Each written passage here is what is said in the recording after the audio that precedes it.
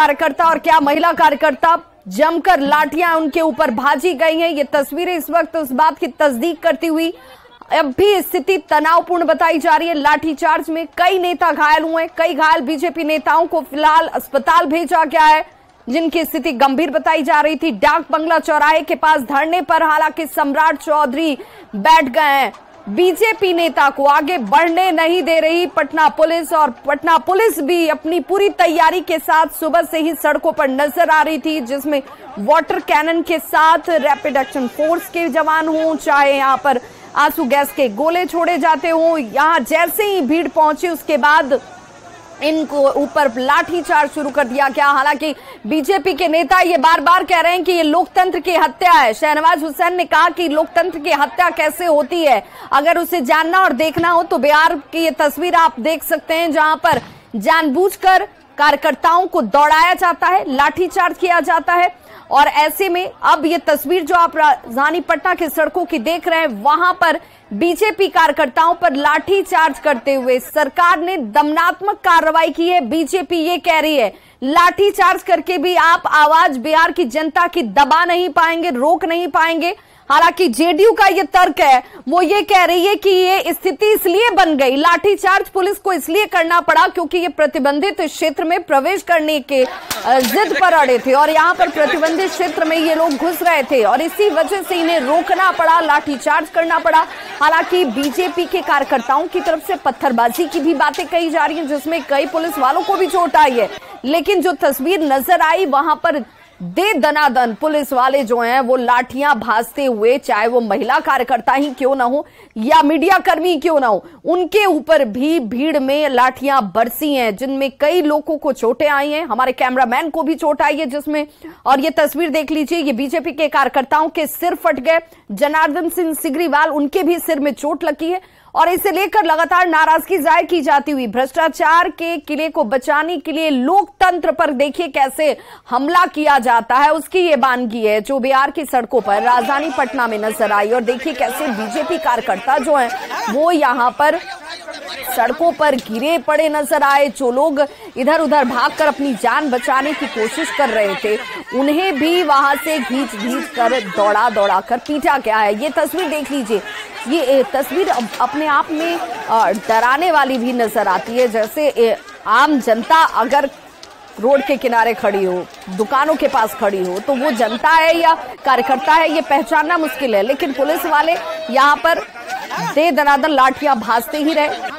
और ये बीजेपी कार्यकर्ताओं का आप कहना है कि हमारी आवाज जो शिक्षक नियुक्ति को लेकर हो, भ्रष्टाचार के खिलाफ हो, या फिर अगवानी पुल हादसा हो, सरकार की दमनात्मक नीति हो, चाहे कानून व्यवस्था जो कि इस वक्त धत्ता नजर आती है उसके खिलाफ हो, ये दबने वाली नहीं है, रुकने वाली नहीं है। सदन से लेकर सड़क तक ये संग्राम जो है, ये हल्ला बोल जो है वो यूं ही जारी रहेगा, क्योंकि यहाँ पर पुलिस वाले जिस तरीके से लाठियां भाज रहे थे, जैसे सब कुछ सुनियोजित था, पहले से तय था, और इसी वजह से उन्होंने आओ देखा न ताओ, और जो भी सामने आया उसकी सिर्फ और सिर्फ पिटाई की गई है, लाठी डंडे उसके ऊपर भाजे गए। और देख लीजिए इसमें कई कार्यकर्ता जो हैं वो जख्मी हुए हैं, जिन्हें फिलहाल उपचार के लिए अस्पताल भेजा गया है। बीजेपी के विधानसभा मार्च पर पुलिस का लाठीचार्ज और उसकी तस्वीरें इस वक्त आप टीवी स्क्रीन पर देख रहे हैं, जहां पर लाठीचार्ज के दौरान आंसू गैस के गोले छोड़े गए, वाटर कैनन का इस्तेमाल किया गया ताकि इस भीड़ को खदेड़ा जा सके। बीजेपी नेता और कार्यकर्ता पर जमकर लाठियां बरसी हैं, जिसकी तस्दीक ये एक्सक्लूसिव तस्वीरें आप अपने टीवी स्क्रीन पर देख पा रहे होंगे। सहयोगी अरविंद हमारे साथ, और ये तस्वीर तो हम दिखाई रहे हैं, साथ ही साथ सहयोगी धर्मेंद्र हमारे साथ इस वक्त जुड़ चुके हैं। धर्मेंद्र, इस वक्त क्या हालात है? क्या बीजेपी कार्यकर्ताओं की गिरफ्तारी शुरू कर दी गई है? क्या उन्हें हिरासत में लेना शुरू कर दिया गया है? स्थिति ये है कि अभी भी डाक बंगला पर बीजेपी के कई कार्यकर्ता और जो बड़े नेता हैं वो भी मौजूद हैं और स्थिति अभी भी पैनिक बनी हुई है। जो पुलिस है, जो मजिस्ट्रेट है, वो तमाम लोग यहाँ मौजूद हैं। रुक रुक कर लाठीचार्ज हो रहा है और बार बार कार्यकर्ताओं को दोहराया जा रहा है, उन पर लाठीचार्ज किया जा रहा है। कई कार्यकर्ता आप तस्वीरों में देख सकते हैं, कई ऐसे कार्यकर्ता हैं जो काफी रूप से घायल हुए हैं और फिर भी उन पर लाठीचार्ज होती रही। जी, अब अगली रणनीति बीजेपी की क्या रह सकती है? क्या इस हालात को, इस तस्वीर को देखकर ऐसा लगता है कि यहाँ से अब ये कार्यकर्ता आगे बढ़ पाएंगे, नेता आगे बढ़ पाएंगे? जी बता कि बीजेपी के कार्यकर्ता किसी भी रूप में पीछे होने के लिए तैयार नहीं है। बीजेपी के कार्यकर्ता लगातार मोर्चा संभाल रखे हैं डाक बंगला चौराहे पे। कार्यकर्ता लगातार घायल हो रहे हैं, लेकिन फिर भी कार्यकर्ता वापसी में पहुंच रहे हैं और वो कार्यकर्ता यहाँ आने के बाद फिर से प्रदर्शन करने के लिए तैयार हो रहे हैं। पुलिस हालांकि बार बार रुक रुक करके लाठीचार्ज कर रही है। टीयर गैस भी धर्मेंद्र, जेडीयू कह रही है कि ये लाठीचार्ज इसलिए करना पड़ा, मजबूरी थी पुलिस वालों की, क्योंकि ये प्रतिबंधित क्षेत्र में घुस गए थे। अब इन्हें रोकना तो जरूरी था, इस वजह से लाठीचार्ज करना पड़ा। डाक बंगला चौराहे तक किन लोगों को परमिशन था। डाक बंगला चौराहे पे भारी संख्या में पुलिस थी, लेकिन डाक बंगला चौराहे पे जो ही बीजेपी के कार्यकर्ता पहुंचे हैं और उसके बाद तुरंत लाठीचार्ज होना शुरू हो गया और काफी देर तक डाक बंगला चौराहे पर कई सांसदों को भी लाठी लगी है, कई विधायक हैं उन्हें लाठी लगी और कार्यकर्ताओं तो कितने ही कार्यकर्ता हैं जिन्हें गंभीर चोट आई है। और लगातार जो इतनी चोटों के बावजूद भी बीजेपी के कार्यकर्ता लगातार डटे हुए हैं। यहाँ पर बहुत से कार्यकर्ता हैं जो डाक बंगला चौराहे पे अभी भी। धर्मेंद्र आप हमारे साथ बने रहिए, लगातार तस्वीरें दिखाते रहिए, क्या हालात इस वक्त वहां पर नजर आ रहे हैं। हमारे सहयोगी शैलेंद्र भी हमारे साथ जुड़ चुके हैं। शैलेंद्र, इस वक्त क्या स्थिति नजर आ रही है? क्या अभी भी सम्राट चौधरी के नेतृत्व में कार्यकर्ता सड़कों पर ही डटे हुए हैं? ठीक है, मैडम वहां जाते। हेलो शैलेंद्र, आप तक आवाज पहुंच पा रही है? देखिए बिल्कुल आवाज आ रही है और हम सीधी तस्वीर हम यहां से दिखा रहे हैं कि किस तरीके से जो पुलिस के जवान हैं वो भी यहां पर मौजूद हैं, ताकि भाजपा के नेता जो है वो आगे न बढ़े। विधानसभा मार्च करना है इन्हें, विधानसभा तक नहीं बढ़े। इस ट्रक पर भी बहुत सारे जो नेता हैं वो मौजूद थे, वो भी अब आगे बढ़ने की कोशिश कर रहे हैं, लेकिन उन्हें रोकने के लिए देखिए यहाँ पर जो पुलिस के जवान हैं वो यहाँ पर मौजूद हैं। और फिर से एक बार देखिए अफरा तफरी का माहौल साफ तौर पर यहाँ दिखाई पड़ रहा है। जो अफरा तफरी का माहौल देखिए किस तरीके से इन्हें रोकने की कोशिश यहाँ हो रही है, लेकिन एक बार फिर बीजेपी के नेता जो हैं जो ट्रक पर मौजूद थे वो अब आगे बढ़ रहे हैं। शाहनवाज हुसैन इन्हें जो इनके सुरक्षा कर्मी हैं वो घेरे हुए हैं। देखिए किस तरीके से पुलिस वाले उन्हें रोक रहे हैं। शैलेंद्र, लेकिन सवाल ये है कि जब पुलिस इन्हें रोक रही है, प्रतिबंधित क्षेत्र बताया जा रहा है, तो अब ये हुजूम, अब ये प्रदर्शन कहां बढ़ रहा है, किस तरफ बढ़ रहा है? जो नेता हैं वो जा रहे हैं और तमाम लोग, इसमें सुशील कुमार मोदी हैं, मंगल पांडे हैं और भी कई नेता, तारकिशोर प्रसाद, सभी लोग अब डाक बंगला चौराहा जो पुलिस पोस्ट है उस ओर आगे बढ़ रहे हैं। और फिर से एक बार बीजेपी के नेता एक और विधानसभा। बिल्कुल शैलेंद्र, आप हमारे साथ बने रहिए। इस वक्त हमारे साथ पशुपति कुमार पारस जी जुड़ चुके हैं। बहुत बहुत स्वागत पशुपति कुमार पारस जी। आप तो मार्च के लिए निकले थे, लेकिन जिस तरीके से यहाँ पर बीजेपी सड़कों पर थी तो लाठीचार्ज ऐसे हुआ जैसे यहाँ पर इन्हें रोका नहीं जाता तो पता नहीं क्या हो जाता। नहीं, देखिए ये तो इमरजेंसी की याद आती है। जैसे इमरजेंसी लागू हुआ था देश में, उस समय जो लाठियां बरसाया जा रहा था निर्दोष वर्करों पर, उसी ढंग की स्थिति आज है। ये सरकार कि अपनी विफलता के लिए ये लाठीचार्ज करवा रही है। देखिए जो हमारे सांसद हैं सिग्रीवाल साहब, उनका सर फट गया है, बहुत सी महिलाएं हैं उसको काफी चोटें आई है। तो इस ढंग से पुलिस की बर्बरता, लाठीचार्ज करना, अश्रु गैस छोड़ना, ये लोकतंत्र के लिए अच्छी बात नहीं है। लोकतंत्र में शांतिपूर्वक प्रदर्शन करने का लोगों का अधिकार है और उस अधिकार को ये सरकार, बिहार की सरकार चाहती है कि उस अधिकार को हम समाप्त करें, लोकतंत्र को समाप्त कर दें। ये अच्छी बात नहीं है। मैं इसे लाठीचार्ज की मैं घोर निंदा करता हूँ। पशुपति जी, लेकिन जेडीयू कह रही है कि भाई प्रतिबंधित क्षेत्र था, इलाका था, जब बैरिकेटिंग थी तो उसके बाद अगर आप आगे बढ़ेंगे तो पुलिस करेगी, तो क्या करेगी? नहीं, पुलिस शांतिपूर्वक प्रदर्शनकारी को रोक सकती थी। कि लाठी बरसाना, लाठी चलाना, अश्रु गैस चलाना, ये कोई डेमोक्रेसी का सिस्टम तो नहीं है। प्रजातांत्रिक व्यवस्था में ऐसा नहीं होता, ये तो राजतंत्र में होता है। ये तो अंग्रेज के जमाने में जो लाठियां बरसाई जाती थी या इमरजेंसी में जो हम लोग मार खाए थे, लाठीचार्ज हुआ था, उसकी पुनरावृत्ति हो रही है नीतीश कुमार की सरकार में। तो ये अच्छी बात, लोकतंत्र के लिए अच्छी बात नहीं है।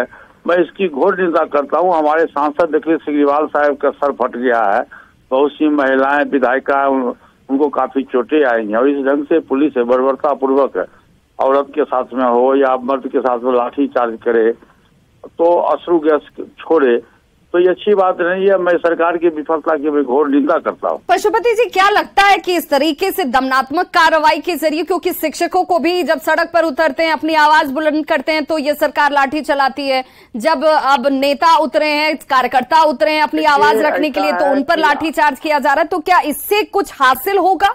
आज तक का इतिहास है, 18 वर्ष में जब तक नीतीश कुमार की सरकार जब से बनी है तब से जो भी कोई धरना प्रदर्शन हुआ है, अपनी मांग को लोग शांतिपूर्वक मानता है, उस पर सब पर आज तक लाठीचार्ज हुआ है, छोड़ा गया है। ये सरकार अपनी विफलता को छिपाने के लिए, अरे भाजपा के लोगों को क्या मांग है, जो शिक्षक का जो मांग है वो अब करिए, शांतिपूर्वक लोग प्रदर्शन कर रहे हैं और उस पर लाठीचार्ज करना, ये तो लोकतंत्र के लिए बहुत ही शर्मनाक बात है। क्या लाठीचार्ज से हल्ला बोल रुक जाएगा, थम जाएगा, क्या आवाज दब जाएगी? नहीं, सरकार के पास में बहुत सा है। सरकार चाहती तो शांतिपूर्वक ढंग से उसके प्रतिनिधि को बुला करके जो डिमांड्स है उस डिमांड्स को बैठ करके सरकार और विपक्ष के लोग बैठ के समस्या का समाधान कर सकते थे। उसका समाधान लाठीचार्ज नहीं है। लाठीचार्ज कब तक करते रहिएगा, प्रदर्शनकारी को उग्र बनाते हैं। इसका एक समाधान है कि सत्ताधारी दल और विपक्ष के जो हमारे विधायक हैं, जो विरोधी दल के नेता हैं, वहाँ का जो प्रदेश अध्यक्ष हैं, उन लोगों को बैठ करके समस्या का समाधान करना चाहिए। ये सरकार को चाहिए था ऐसा करना, न कि लाठीचार्ज करना। बिल्कुल, बहुत बहुत शुक्रिया। केंद्रीय मंत्री पशुपति कुमार पारस हमारे साथ जुड़े हुए थे, जिनका सीधे तौर पर कहना था कि लोकतंत्र की हत्या कैसे होती है। बिहार में देखिए यही हो रहा है, नीतीश कुमार यही करते आए हैं और आज भी वही कर रहे हैं, चाहे वो शिक्षकों के साथ करना हो या फिर यहाँ राजनीतिक दल के उन कार्यकर्ताओं के ऊपर, नेताओं के ऊपर, जो कि अपनी मांगों को शांतिपूर्ण तरीके से दिखाने के लिए सड़कों पर उतरे हुए थे। कई जो कार्यकर्ता हैं वो घायल हुए हैं और उन घायलों की क्या है जुबानी, खुद सुनिए कि आज सड़कों पर उनके साथ क्या हुआ। शब्दों में बयान नहीं कर सकता। इस आतंकवादी सरकार को सिर्फ भारतीय जनता पार्टी के कार्यकर्ता नहीं, आम जन आवाम भी इसको उखाड़ फेंकेगी। वो दिन नजदीक है जब ये जनता आवाज पुकार रही है कि ये भ्रष्टाचारी सरकार गद्दी खाली करे, और दिनकर की वो पंक्ति है, सिंहासन खाली करो कि जनता आती है। वो दिन दूर नहीं है कि यहाँ अब जनता की राज होगी। भारतीय जनता पार्टी जनता को साथ लेकर के अपना बिहार की सत्ता पर अपना अमिट छाप छोड़ेगी। वापस हो गए, हम लोग पार करने का कोशिश भी नहीं किए, वापस आके मीडिया वाले घेर लिए, तो हम लोग बाइट्स दे रहे थे तो लोग आगे आगे ठेल ठेल के जो है भगदड़ मचाने लगे, एकदम मारने लगे हम लोग को लाठी। हम लोग साइड हो गए, बाइट देना बंद करके। तो तमाम घायल कार्यकर्ताओं की जुबानी आप सुन रहे थे कि कैसे उनके ऊपर बर्बरता की गई, लाठीचार्ज किया गया। तस्वीरें भी हम आपको दिखा रहे हैं। इसके बावजूद ये हल्ला बोल जो है वो रुका नहीं है, थमा नहीं है, आगे बढ़ने का प्रयास किया जाता हुआ। जो रथ पर सवार नेता थे वो अब सड़कों पर आगे आगे बढ़ते हुए, और उनके पीछे उनके कार्यकर्ताओं का हुजूम आपको नजर आ रहा है। आप देखिए, अब हिरासत में लिया जाना शुरू कर दिया गया है नेताओं को। आप तस्वीरें एक्सक्लूसिव देख रहे हैं इस वक्त। देखिए का जो नेता है बीजेपी के, उनको हिरासत में लिया जा रहा है। सम्राट चौधरी को हिरासत में ले लिया गया है। ये तस्वीरें आपके सामने। बीजेपी कार्यकर्ताओं पर पुलिस ने एक तरफ पहले लाठियां चटकाई, आंसू गैस के गोले छोड़े, और इसके बावजूद जब ये कार्यकर्ता रुकने का नाम नहीं लिए तो अब इन्हें देखिए हिरासत में लिया जाता हुआ, जिसकी तस्वीर आप इस वक्त अपने टीवी स्क्रीन पर एक्सक्लूसिव देख रहे हैं। और इस बीच लगातार नेताओं का ये कहना है कि इमरजेंसी जैसे हालात बिहार में, क्योंकि पुलिस निरंकुश हो गई है, यहाँ पर क्यों इस तरीके से कार्रवाई की गई वो समझ से परे है। अगर अपनी आवाज लोकतंत्र में रखने का अधिकार नहीं है तो फिर कहां जाएंगे। सहयोगी शैलेंद्र हमारे साथ लगातार बने हुए। शैलेंद्र, अब क्या नेताओं को हिरासत में लिया जा रहा है?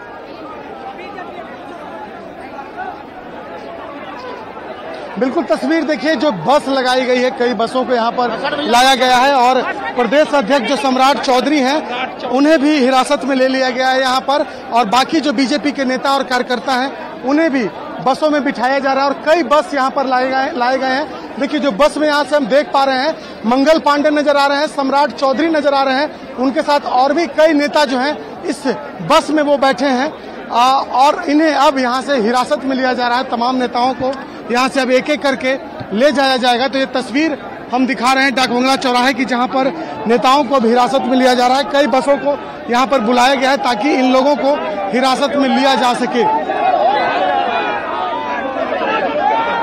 देखिए जो तस्वीर है, अंदर से जो भाजपा के नेता हैं वो हाथ हिलाते हुए नजर आ रहे हैं। शाहनवाज हुसैन हो और भी तमाम लोग इस वक्त उस बस में मौजूद हैं और सभी लोग अब यहाँ से जाएंगे। ऋतुराज सिन्हा नजर आ रहे हैं और बस के ऊपर भी देखिए जो भाजपा के नेता हैं वो चढ़ते हुए नजर आ रहे हैं ताकि वो भी अपनी इस पूरे मामले पर गिरफ्तारी दे सके। और देखिए बस यहाँ से खुल चुकी है। बसों में बीजेपी के नेताओं को यहाँ से ले जाया जा रहा है, जो भी प्रमुख नेता हैं। तस्वीरें दिखाते रहिए। अब जो बीजेपी के बड़े लीडर्स हैं, चाहे सम्राट चौधरी हो, मंगल पांडे हो, तमाम लोगों को हिरासत में देखिए लेकर अब ये गाड़ी यहाँ से रवाना हो रही है। हमारे साथ जेडीयू प्रवक्ता नीरज जी जुड़ चुके हैं। नीरज जी, बहुत स्वागत है आपका। आखिर ऐसा क्या हो गया कि यहाँ पर लाठी चार्ज करना पड़ जाता है, दौड़ाना पड़ जाता है?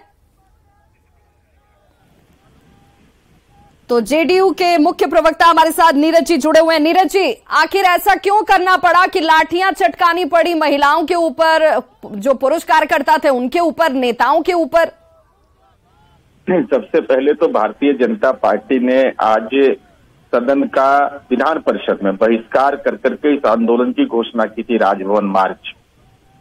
अब प्रतिबंधित क्षेत्र जिसको मानते थे पहले जब सरकार में शामिल थे डाकबंगला के बाद, अब वो प्रतिबंधित क्षेत्र के पास हुआ, कहाँ हुआ है मुझे जानकारी नहीं। अगर गांधी मैदान स्टार्टिंग पॉइंट पर ऐसा हुआ है तो बिल्कुल अलोकतांत्रिक है। लेकिन अगर प्रतिबंधित क्षेत्र घुसने का आपने प्रयास किया, जिसको विभिन्न संवर्ग के लोग जब आंदोलन करते थे, तो भाजपा भी उस समय यही बात कहती थी कि प्रतिबंधित क्षेत्र में नहीं जाना चाहिए। अब प्रतिबंधित क्षेत्र में अगर गए हैं तब मुझे इसकी जानकारी नहीं। लेकिन नीरज जी, मानवता भी कुछ होती है। यहाँ पे जिस तरीके से सर फट गया फिर भी लाठियां बरस रही हैं, महिलाएं गिरी हुई हैं फिर भी लाठियां बरस रही हैं, पत्रकारों तक को नहीं छोड़ा जा रहा। मुझे इसकी जानकारी, औपचारिक जानकारी, लेकिन हमको यह स्पष्ट करिए कि स्पॉट कौन सा है, घटना स्थल कौन सा है, डाकबंगला पर है या डाकबंगला से पहले है? डाक बंगला हो या किसी भी जगह की बात हो नीरज जी, मैंने मानवता की बात की। मानवता तो डाक बंगला चौक देखेगी नहीं, वो तो गांधी मैदान देखेगी नहीं। मेरा सवाल ये है कि ठीक है, अगर प्रतिबंधित इलाके में पहुंच गए तो बातचीत किया जा सकता था, समझाया बुझाया जा सकता था, लाठियां क्यों? नहीं, मीडिया इस सवाल को उठाए तो हमको कोई दिक्कत नहीं है। लेकिन भारतीय जनता पार्टी जब इसकी राजनीतिक आलोचना की, मैंने वह संदर्भ कहा क्योंकि भाजपा भी उसको प्रतिबंधित क्षेत्र मानती थी जब सरकार